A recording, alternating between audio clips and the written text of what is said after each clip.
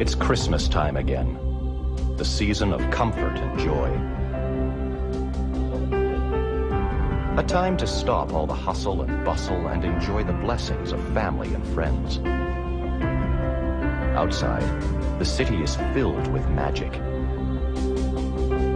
Inside, the house is transformed into an enchanted hideaway. Holly and evergreen adorn the mantelpiece, and mistletoe hangs patiently over the door. The tree, with all its trimmings, is a vision of magical light. And the crackling fire casts flickering shadows over the pile of presents underneath. We'll hang the stockings on the chimney with care so Santa Claus can fill them with goodies. And then we'll celebrate the birth of baby Jesus. But have you ever wondered just what exactly Santa Claus has to do with Jesus? Or why we bring trees inside the house and decorate them with lights? And deck the halls with boughs of holly? Come to think of it, I don't remember Mary and Joseph ever kissing under the mistletoe. Yes, it's a bit of a mystery, all right. That's because people were celebrating Christmas thousands of years before Christ was even born. Santa Claus, and almost all the things we do at Christmas, were all part of ancient pagan rituals which celebrated not the birth of baby Jesus, but the birth of the new year. Happy New Year! Rituals which sent gods to the underworld to battle the powers of darkness and chaos, encouraged fertility and human sacrifice, as well as peace on earth and goodwill towards men. How can I explain? Imagine the power goes off and the furnace cuts out. That's all right, you've got a fireplace. And when you have fire, you have heat and light. And what, besides food, could be more important, especially in the darkest, coldest part of the year? You stare into the fire, just like the people of Mesopotamia did 4,000 years ago. Then, people couldn't help but notice a mysterious connection between the sun and life itself. In summer, the sun was hot, the earth was green, and food was plentiful. But as summer turned to fall, the sun's strength gradually ebbed away as though some evil power was sapping away its very life force. The air turned cold. The leaves shriveled and fell from the tree. If something wasn't done soon, the powers of darkness and death would destroy the sun completely, and the earth would become a dark, cold, and lifeless place. In the beginning, Marduk, chief of the gods, had defeated the spirit of chaos and darkness and created the world. But each year, the darkness regained strength. And each year, Marduk returned to the underworld and fought a terrible battle to save the sun. On Earth, everyone waited and worried. Maybe this time, Marduk would fail. The people built enormous bonfires, dispelling the darkness, and spreading enough light to inspire the sun itself. They made images of Marduk's evil foe, threw them into the fire, and watched the flames turn them to ashes. The king himself was supposed to accompany Marduk and battle by his side, but to do so, he would have to die while a new king took his place on Earth, so he ordered a criminal to temporarily take his place. Dressed in the king's royal robes, he was given everything his heart desired. Oh, it was great while it lasted. But when the festival was over, he was promptly sacrificed. You see, in those days, it was believed that blood contained the very essence of life and fertility, and when given as a gift to a god or to the earth, it would magically fertilize the soil it fell on. And since famine was a constant threat, fertile soil and healthy crops could mean the difference between life and death for the entire community. When the priests announced that Marduk had won, everyone began to celebrate. The bright lights, the exchanging of gifts, the merrymaking and clowning, the carol singing and feasting we partake of at Christmas today were all part of this great New Year's celebration. The ideas and customs of the great civilizations of Mesopotamia spread throughout Europe, influencing the celebrations of every culture they touched. But it took the Romans to finally meld the many pagan winter festivals into one great lusty celebration called Saturnalia.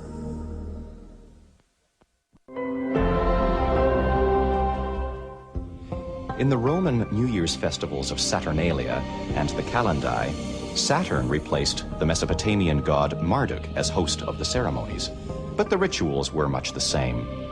The idea of reliving a golden age in the distant past set the mood for the festival.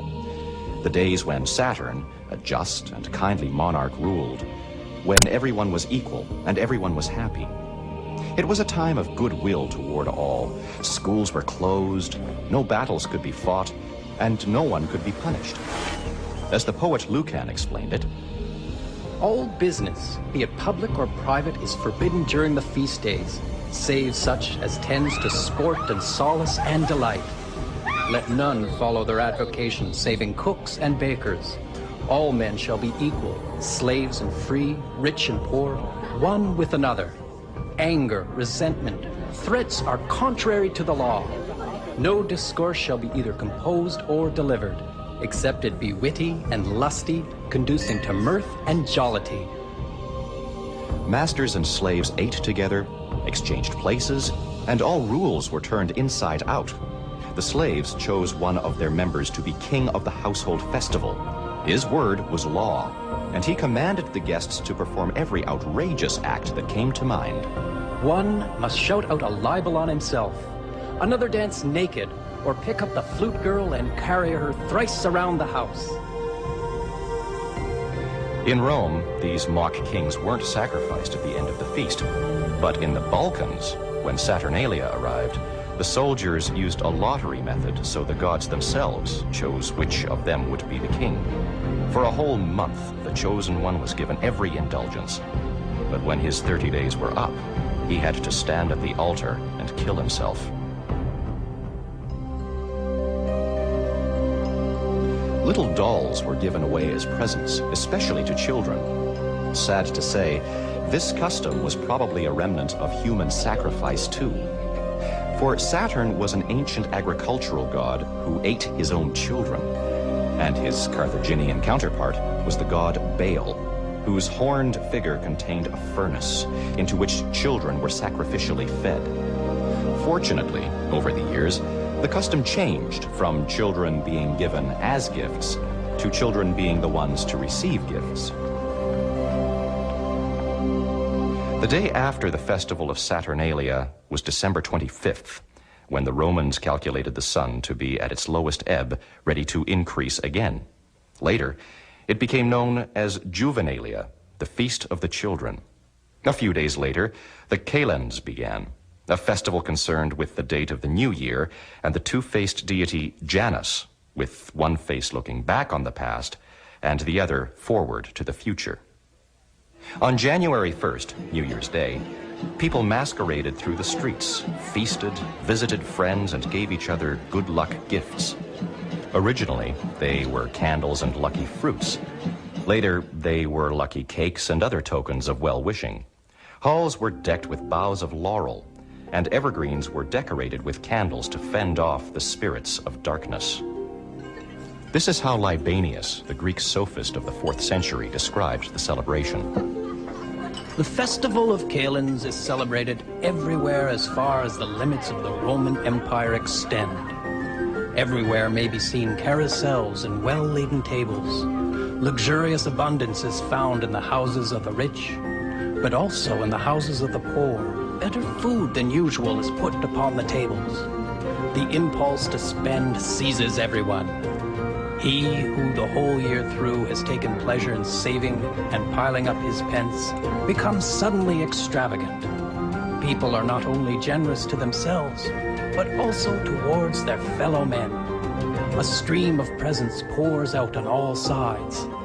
The Kalends festival banishes all that is connected with toil and allows men to give themselves up to undisturbed enjoyment. On the eve of the new year, few people go to bed. Most go about the streets with singing and leaping and all sorts of mockery. Now that sounds a lot like Christmas today, doesn't it? But why all the extravagance and generosity? Well, It was rather like buying insurance for a good and prosperous year ahead. It was the idea that all's well that ends well turned backward. In the beginning of the year, people acted out how they wanted the rest of the year to be. Giving ensured wealth, and eating and drinking excessively assured lots of food and drink.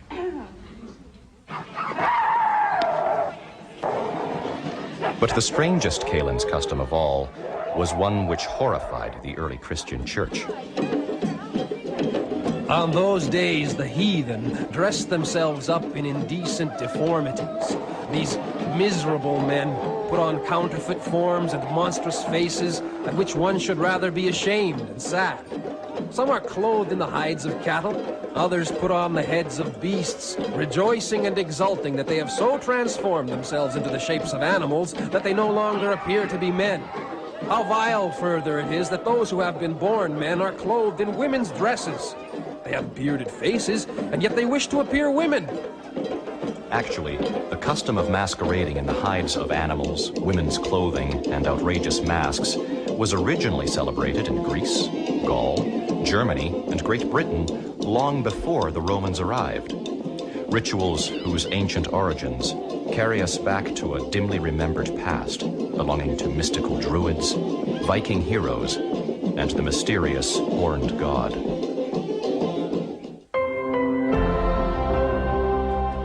For the most part, the pagan midwinter festivals were a time of joy and celebration, a release from everyday duties and social restrictions. All that could be done to prepare for winter had been done. The granaries were full, the animals slaughtered, so the time was ripe for feasting. Since there was little work to be done until spring, these feasts often lasted for days and were full of joyous, lusty carousing, with much eating, drinking, lovemaking, and scaring away of evil spirits.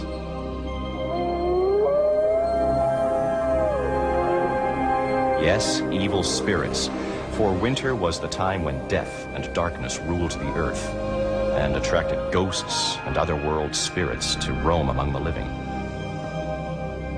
In the dead of winter, the evergreen symbolized the permanence of the life force. Its green, death-defying leaves suggested strange powers, as if they contained the sun within themselves, and of all the evergreens. Holly and ivy and mistletoe, which all bear fruit only in the winter, were seen as a triumph of fertility over the forces of darkness and death. For as long as is known, these plants were brought into the house to protect the home from the evil spirits so abundant during the dark time of the year, and to attract fruitfulness in the year to come. Evergreen trees, which didn't bear fruit, were decorated with gilded nuts and apples. Mistletoe was especially revered by the Celtic priest class, known as the Druids. They called it the all-healer, and not only did it increase the productivity of the soil and fertility of cattle, it also cured impotence, and sprigs fixed above doorways kept away lightning and many kinds of evil. Since mistletoe has no roots in the ground, it was believed to come from heaven itself, and that's what gave it such wondrous powers. If the mistletoe grew on the sacred oak, it was especially powerful. To the Greeks and the Celtic Druids, the oak was the holy tree which, when struck by lightning, transported the gift of fire from the sun god to the earth. On the 6th day of the moon, clad in white robes, the archdruid would cut down the mistletoe with golden sickles and catch it in a white cloth so it would be untouched by human hand. Mistletoe was also sacred to the Greeks and Romans, who thought it was created when lightning struck a tree and represented sexual energy. The Germanic tribes believed that all who passed under the mistletoe were kissed by Freya, the goddess of fertility, and were blessed with sexual power. Today, kissing under the mistletoe is only an excuse to steal an innocent kiss, but it began as part of the fertility rites conducted at pagan festivals in a sincere attempt to attract fruitfulness. But most of the rituals centered around the sun and its wonderful. No wonder there were so many fire rites, and almost every culture had their keepers of the temple fire. If it ever went out, the punishment was death, and a new fire was obtained from a lightning strike. On the last of the year, the Celtic people lit huge bonfires on the hills to ward off evil spirits, while the Lord of the Dead gathered up the souls of those who had died during the year. Offerings, sacrifices were made to ensure the souls a safe journey to the other world. Sacred to the sun god, horses were sacrificed, and so were humans. People, mainly criminals, were put into huge wicker and thatch cages shaped like animals or giants and burned to death.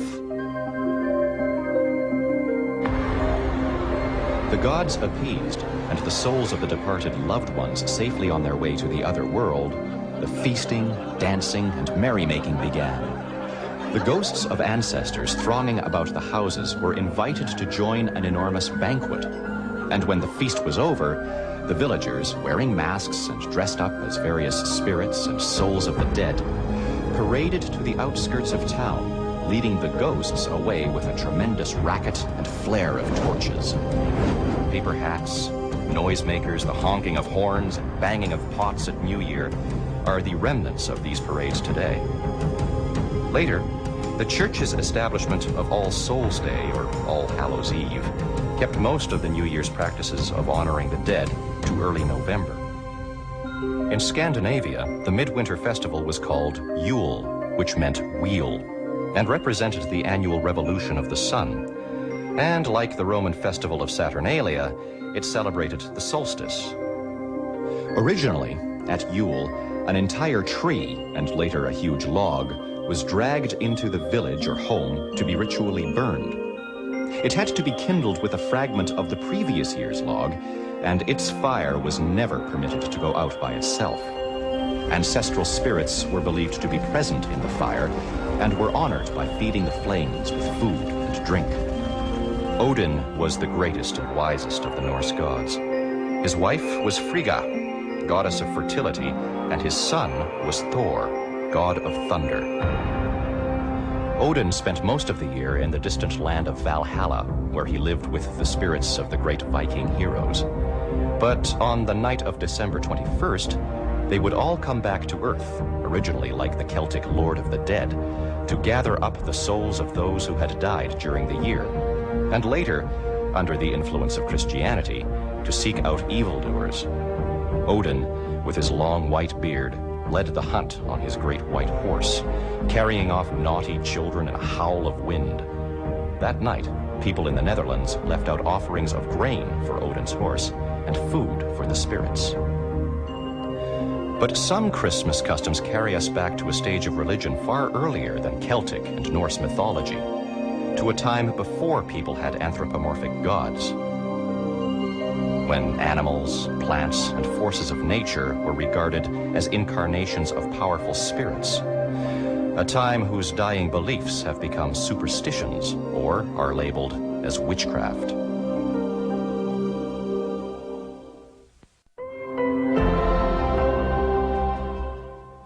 In parts of Europe during the last Stone Age and early Bronze Age, there lived a small, dark people who survived by hunting animals and gathering roots, fruit, and berries. Many of their gods took the forms of the animals which gave them life, and their priests, or shaman, wore ceremonial horns and sacred skins.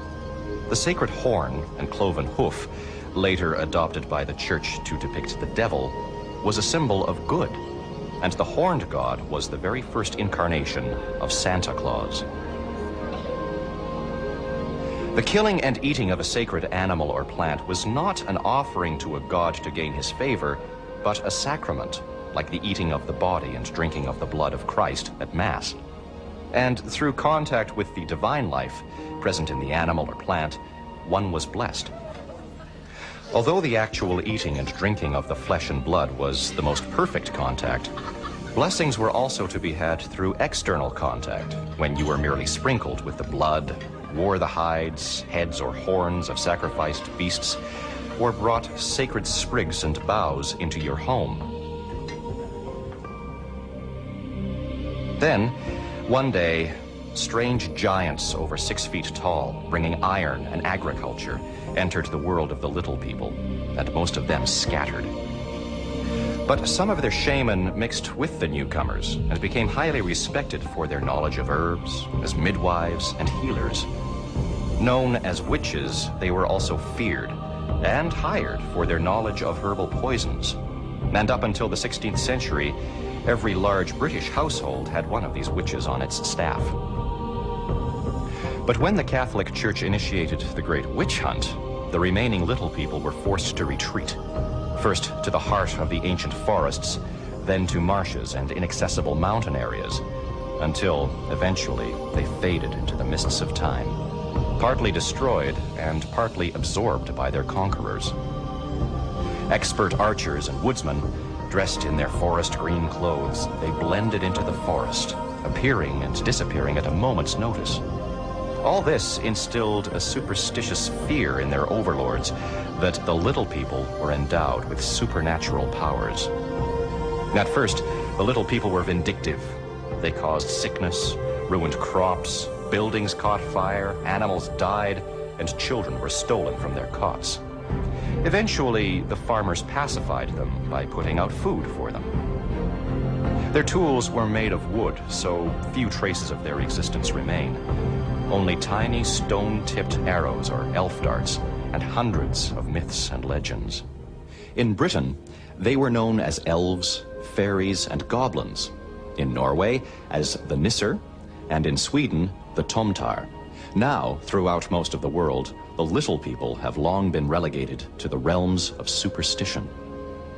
But in Scandinavia, to this very day, the bringer of gifts at Christmas is a tiny Yule goblin, the chief of the little people. With his little pointed cap, dressed all in red, he comes every year, and children leave out porridge to keep him in good humor. And in North America, everybody knows that the little people are alive and well and living in the North Pole. There, they are happily employed in Santa's workshop, making toys for the children of the world.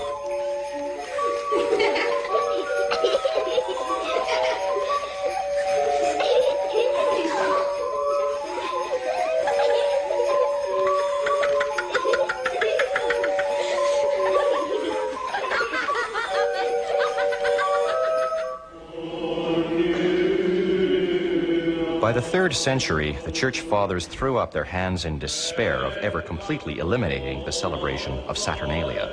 It was far too popular. Instead, they decided to adopt most of the pagan traditions, baptize them with Christian meaning, and reorient the entire festival toward the Christian Sun of righteousness. The date of Christ's birthday was chosen to compete with the pagan celebrations of December 25th, sacred not only to the Romans, but also to the Persian religion of Mithraism, whose followers worshipped the sun and celebrated the return of its strength on that day, and which in those days was one of Christianity's strongest rivals.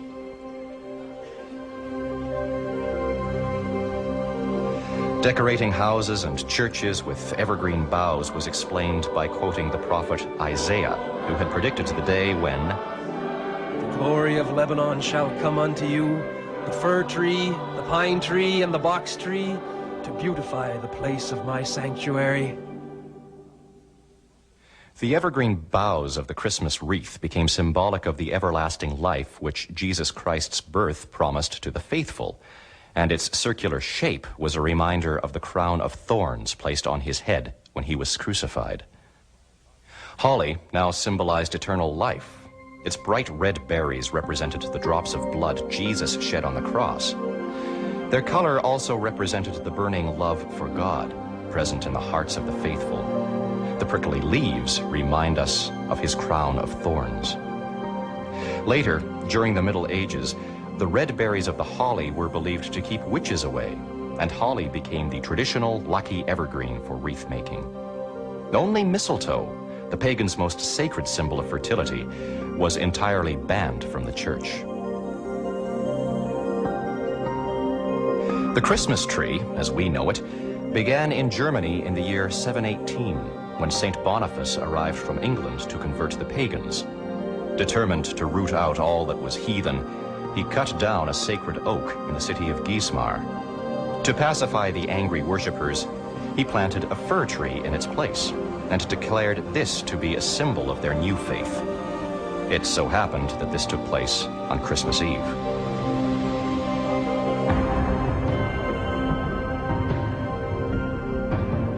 Christianity also claimed most of the pagan fire rituals, maintaining that the lighting of candles and the burning of the Yule log symbolized the divine light believed to illuminate the world.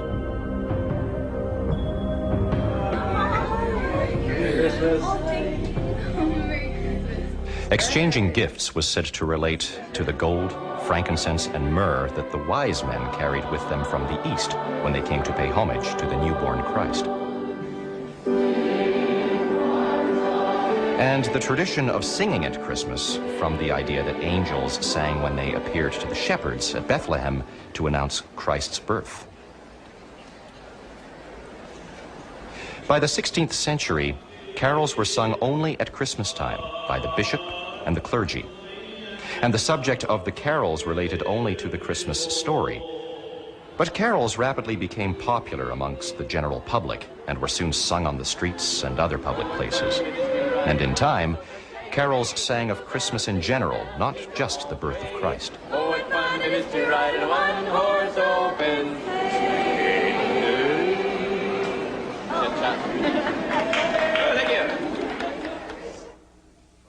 In the 2nd century, the church tried to replace the lusty gods and mock kings who hosted the pagan winter festivals with a more pious figure of their own, Saint Nicholas, an attempt which ultimately failed bitterly.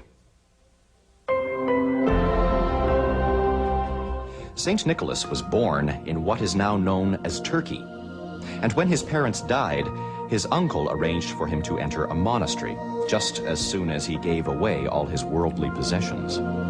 It so happened that at the same time, a neighboring family with 3 girls had fallen on hard times. Their father could no longer afford to provide them with dowries, so their chances of marriage were slim. The girls decided that the eldest would enter a brothel and support the others. When Nicholas learned of their plan, he put some gold coins in a bag and waited until the wee hours of the morning and went out into the street. The next morning, one of the girls found the little bag of gold. Some say it was lying in her shoe, others in her stocking. And the next night, the same thing happened. On the 3rd night, the girl's father waited up and caught Nicholas in the act of dropping the 3rd bag through the window. Nicholas begged him not to reveal his identity, but the grateful father must have told someone, for the story survives, and in time became the universal tradition of hanging up a stocking or putting out a shoe to be miraculously filled with gifts during the night. Eventually, Nicholas became a bishop and was called to attend the first general council of the Christian Church. That summer, there had been a terrible drought and famine was everywhere. Nicholas arrived at a small village hoping to find shelter, but not expecting any food. The innkeeper was so overwhelmed by the honor of receiving such a guest, he offered Nicholas a pot roast for supper. At first, Nicholas was delighted, but considering the state of famine, he became suspicious and went into the kitchen. There, he found the innkeeper preparing to chop up 3 little boys who had been killed and pickled in brine. Horrified, Nicholas fell to his knees and prayed fervently.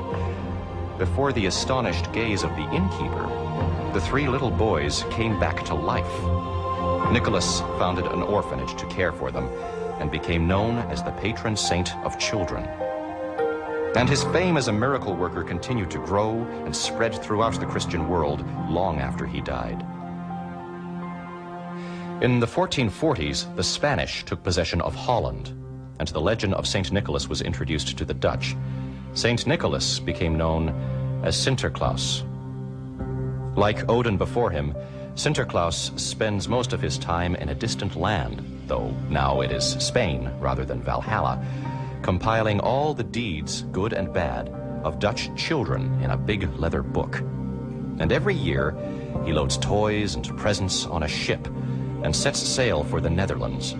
The children place a wooden clog by the fire to be filled with a present or sweets, and just as they had done for Odin, leave hay and carrots for his white horse.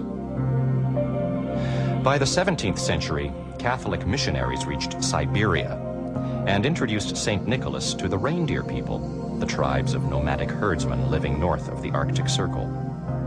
In winter, they lived in timber huts. A hole to let out the smoke served as a chimney. When the huts became buried in snow, the only way in and out was by a ladder through the smoke hole. Like the Norse, in the mythology of the reindeer people, the world was represented as a tree. Its roots were in the land of the dead, its top reached the home of the guardian spirits, and the central pole symbolized the world. A shaman, part priest and part medicine man, communicated between the world of men and the world of spirits. In midwinter, when the ceremony of annual renewal took place, the shaman climbed the pole on a symbolic journey to the other worlds, finally disappearing through the smoke hole. A supernatural reindeer acted as his bodyguard. To induce the necessary state of mind, the shaman took hallucinogenic plants and magic mushrooms.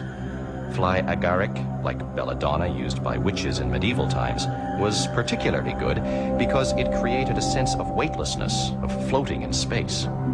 For a while, in the Arctic, St. Nicholas became a super shaman, the spiritual mediator between the people and their new Christian god, who came and went through the chimney. The other saint responsible for inventing Christmas tradition was St. Francis of Assisi. In a cave outside the Italian town of Criccio in the year 1224, he created the first nativity scene. A friend supplied a manger, straw, and live animals. People came from far and wide to see it, while Francis stood in front of the manger delivering sermons. His idea caught on, and today, nativity scenes are popular throughout the Christian world. By the Middle Ages, Christmas in England was a crazy mixture of Christian, Roman, Norse, and Celtic custom. Alongside St. Nicholas was Old Father Christmas, who wore a wreath of holly above his large bearded figure and looked like a cross between Bacchus and a druid priest. Like Sinterklaas, he inherited Odin's long white beard and traditionally traveled on a white donkey or even a horned goat. Old Father Christmas also led the Mummers, a troupe of traveling actors who wandered from tavern to tavern and village to village. Their plays incorporated many elements of pagan ritual, and the main theme was always death and rebirth. Father Christmas is often shown holding a large bowl called a wassail bowl. The word comes from the Anglo-Saxon vas hael, be thou hail, and expressed a wish for good health.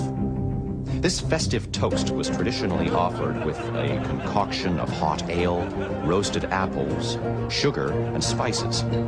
The beautifully decorated wassail bowl was taken from house to house and passed around so that everyone in the household could share in the spirit of fellowship.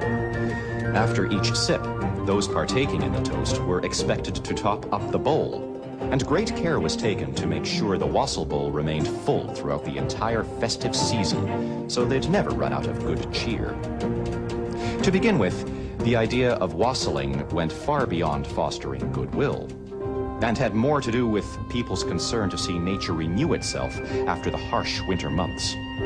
Wassailing was believed to magically bestow fertility on the recipient, whether human, tree, or beast. Fruit trees were toasted with the wassail bowl so that they would bear well in the coming season. Later, wassailing was the word for a group of people, mainly children, going from house to house singing carols in the hope of receiving a reward. There was also a mock king, the lucky one who found the solitary coin or bean in their portion of Christmas pudding. He was titled the King of Misrule, or King of the Bean. Besides instigating all sorts of antics outside the church, the Lord of Misrule would even lead his court into church and disrupt the service. They read prayer books upside down through orange peel spectacles, played pipes and drums, danced in the pews, rode hobby horses down the aisles, and let off firecrackers under the pulpit. The great feast of the nobleman's table was the head of a wild boar. a beast dedicated to Thor, god of thunder. He was the main decoration on the medieval table. For a time, when the wild boar became extinct, an old German Michaelmas dish became, until the importing of the North American turkey, England's most popular Christmas dish. Cakes, wheels into which a candle was placed, a complete mix-up of sacrificial, Christian, and sun symbols, but all based on reverence for the grains of wheat and oats saved from the last year's harvest and baked in hope of a good year to come. The early practice of adopting pagan beliefs and giving them Christian meaning had its advantages. It made the church festivals popular, but it also encouraged a certain pagan lustiness, which finally led the Puritans of the 17th century to condemn all festivals as evil. In England, Henry VIII broke with the Catholic Church. The monasteries were dissolved and the pulpits silenced. In the Puritan strongholds of Europe, Christmas was abolished. Churches were closed, shops and offices ordered to stay open during what had been a holiday period. Christmas went underground. The great displays were over, and people began spending Christmas at home with family and close friends. In 1660, Christmas returned, and Charles II became king, but he never brought back the full-scale merriment Christmas had once known. The repression had lasted 18 years, time enough for many Christmas customs to fall away. Throughout Protestant Europe, St. Nicholas became nothing more than a figure of fun, a folk character stripped of religious significance. And so he remained for almost 200 years, until the United States of America transformed the fallen miracle worker into a global superstar.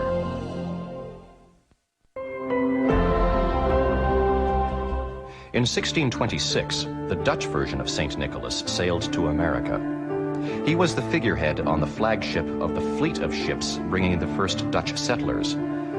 They settled on an island called Manhattan, where they had purchased land from the local Indians. Before long, a gilded statue of Sinterklaas was erected in the main square. Nearly 40 years later, the British renamed the place New York. But the Dutch stayed on, and their celebration of St. Nicholas Eve continued unchanged, except that in the century that followed, Sinterklaas became anglicized to Santa Claus. And it was in New York, in December 1822, that the first image of Santa Claus was created. Professor Clement Clark Moore, teacher of Oriental and Greek literature, wrote a poem, The Night Before Christmas.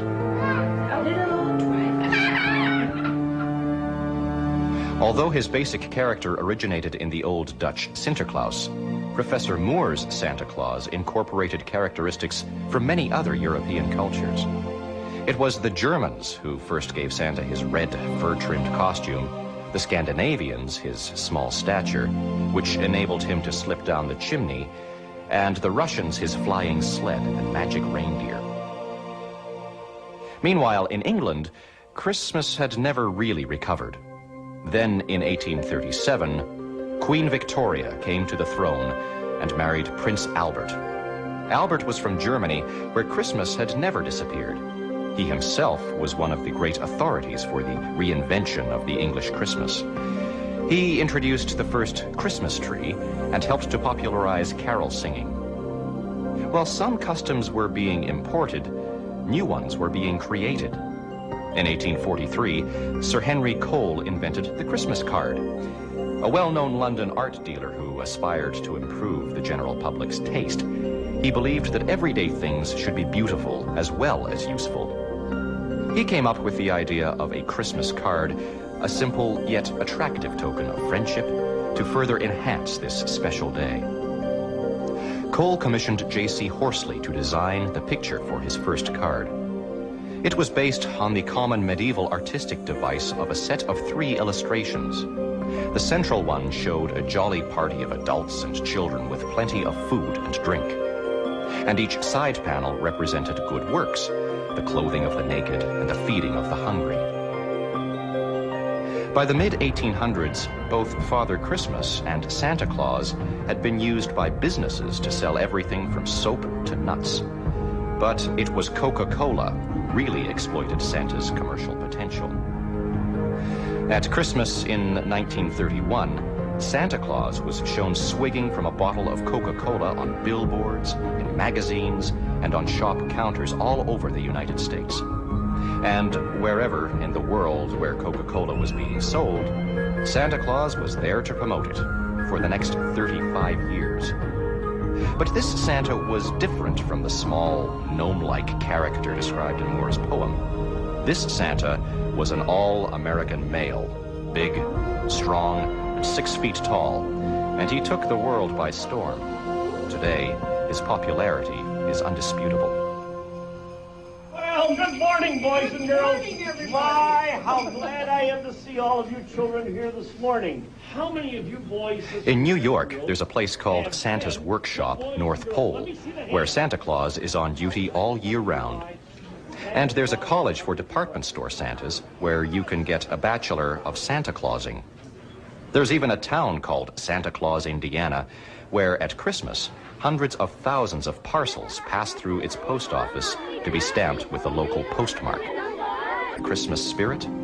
Shop displays look magical and exciting, and sometimes, walking along the brightly lit streets with your arms full of Christmas surprises, you can't stop that special, childlike feeling of excitement and anticipation from welling up inside.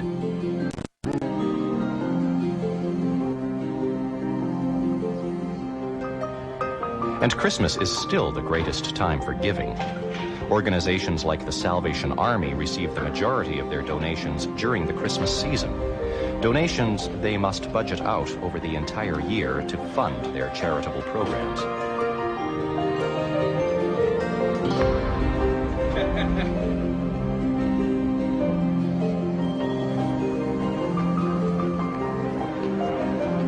And so many people offer to serve Christmas dinner to the poor that many would-be volunteers have to be turned away. Still, some people have become discouraged by all the glitter and commercialism of Christmas and feel we have lost sight of the true meaning of this special day. Looking back to the ancient rituals of the pagan midwinter festivals, they are creating new Christmas traditions designed to recapture the true spirit of Christmas. One such tradition is created and performed by members of the Public Dreams Society in Vancouver, Canada. It is called the Festival of Lights and takes place in a huge public garden. Every night during the week before Christmas, people are invited to take a magical journey through the elaborately decorated garden. The journey begins with a glimmering piece of paper into which you whisper your wish before sealing it with a kiss.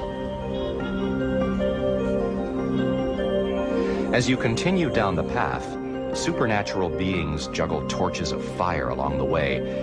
Before long, you discover a simple garden shed, magically transformed into an enchanted cave. There, you light a candle in the hope that your wish will come true. At the end of the journey, you toss your wish into a fire and release it to the universe. The forms, names, and rituals of Christmas may change. Its true meaning may become lost or go underground for a time, as it did during the Reformation, and perhaps will again under the pressure of commercialism. The Christmas spirit, the spirit of joy, celebration of life, and goodwill towards all, has been with us since time immemorial, and no doubt always will be.